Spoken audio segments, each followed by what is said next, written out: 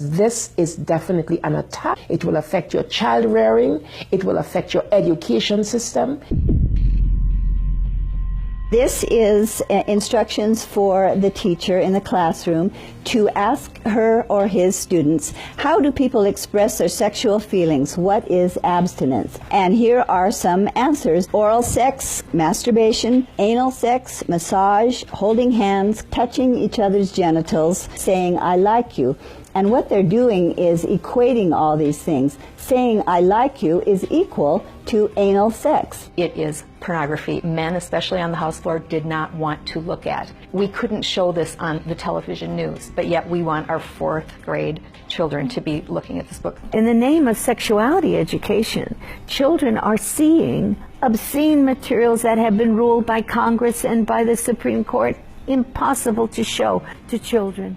An online CSE program for African youth called The World Starts With Me tells children that sexuality includes oral sex and masturbation. It then tells them it's their own choice if they want to lose their virginity. It shows children pictures of naked girls and boys in various stages of development, and then asks them to point out differences in their private parts.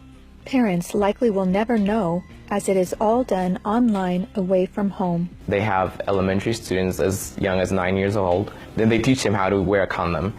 And they have this plastic genitalia, and they even have young girls. They're teaching them how to put a condom on a male genitalia and boys how to put a condom on a woman's genitalia without the knowledge and consent of the parents. They're giving them handouts, negotiating sexual encounters with other students.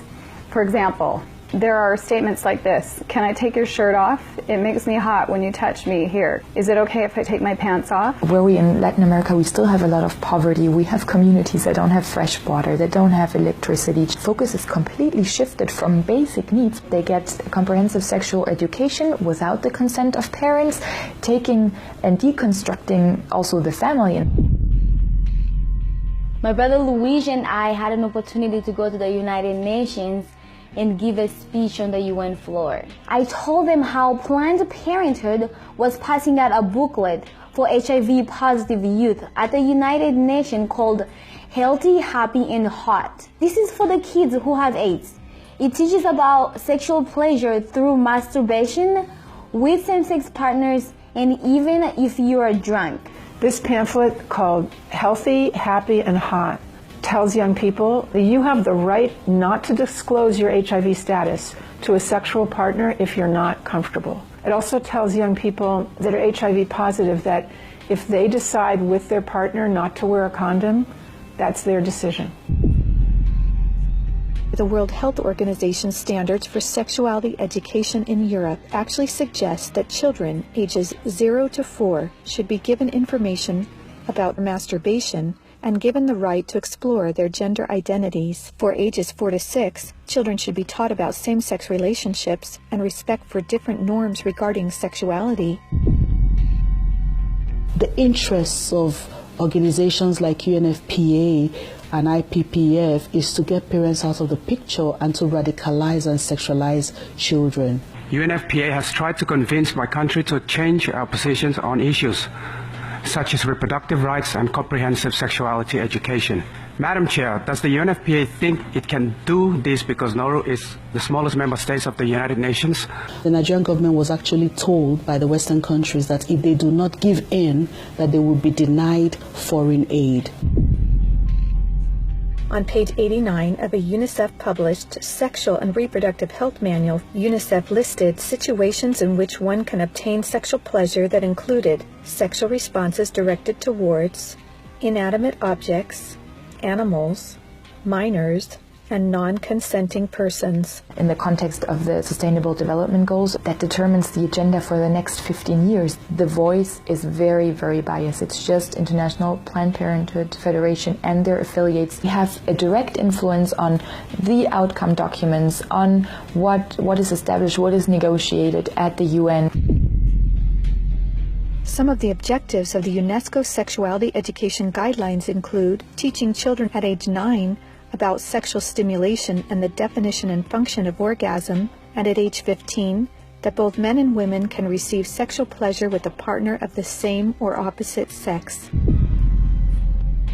The It's All One curriculum, also promoted by International Planned Parenthood, reveals the multiple manipulative tactics used to indoctrinate and sexualize children through CSE. Like other CSE programs, It's All One claims, among other things, to be evidence-based, comprehensive, human rights, gender-sensitive, and culturally appropriate education that will increase young people's responsible decision-making, to reduce adolescent rates of pregnancy and sexually transmitted infections, including HIV. It's All One, however, like most CSE programs, is really just cleverly disguised abortion rights, sexual pleasure education, masquerading as human rights, gender, and sexual and reproductive health education. It aggressively promotes abortion. With over 112 references to abortion, It's All One has an obsessive focus on sexual pleasure, mentioning sexual pleasure 62 times. It promotes multiple sex acts and instructs children on how to stimulate themselves or their partner to orgasm. To explore their readiness, children fill out a worksheet that infers children are ready to have sex when you are feeling sexually attracted to the other person, and when you're feeling comfortable about telling the other person what feels good sexually. It teaches that human rights encompass sexual rights, including alleged rights to all persons to sexual expression and the right to seek sexual pleasure.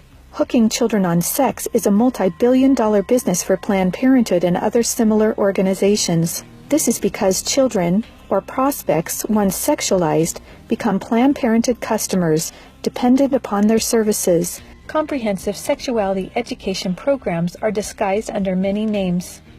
They may be called comprehensive sex or sexual education, education on human sexuality, reproductive health education, information on sexual and reproductive health, family life education, teen pregnancy prevention, rape prevention, anti-bullying programs, HIV/AIDS prevention, and sometimes even abstinence or abstinence plus education.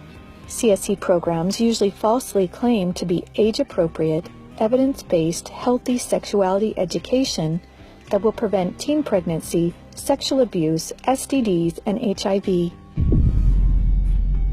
One of the handouts that concerns me the most is called the Genderbread Person. They teach that gender is a spectrum, that you can choose to be whatever you want. You could be all female one day and the next day feel like you're neither female or male. Frankly, it's confusing. It's mental molestation. We're confusing these kids as to what they are. From a medical perspective, when sexual freedom is the priority, then sexual health is going to suffer. There are laws in Oregon where children as young as 15 can get taxpayer-funded sex changes without parental consent. You can't have an aspirin at school without parental consent. However, a student could make these life-altering, permanent decisions without their parental knowledge or consent.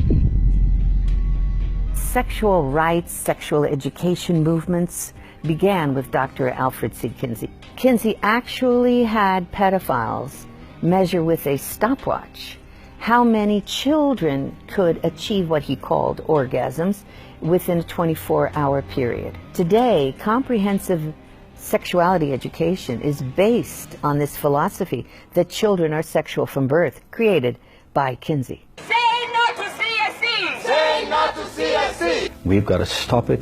We've got to use everything at our disposal. We have to stand together to stop this attack against our children. And they have all this funding and this organization, but we know that if we stand together, we can do something for the family, for the children. We stopped the Kinsey sexuality education program in Croatia. It is time for parents to say, no, my family is mine. My wife is mine. I am hers. Our children are ours. Band together and find ways to stop it from entering your country. Men have to rise up, defend their family. On matters sexual, the fathers have got to stand up.